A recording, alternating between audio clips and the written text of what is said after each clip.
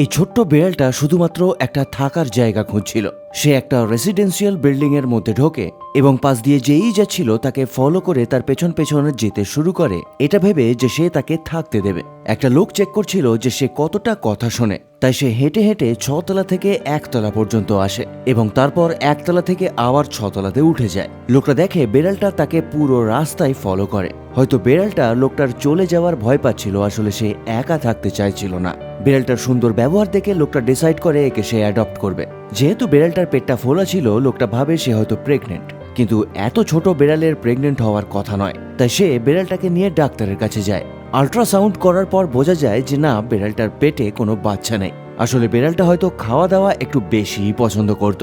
তবে অনেকদিন রাস্তায় রাস্তায় ঘোরার ফলে বিড়ালটার ছোট ছোট হেলথ প্রবলেম তৈরি হয়েছিল, তাই একটু চিকিৎসা, পরিষ্কার পরিচ্ছন্নতা এবং আদর যত্নের দরকার ছিল বিড়ালটার।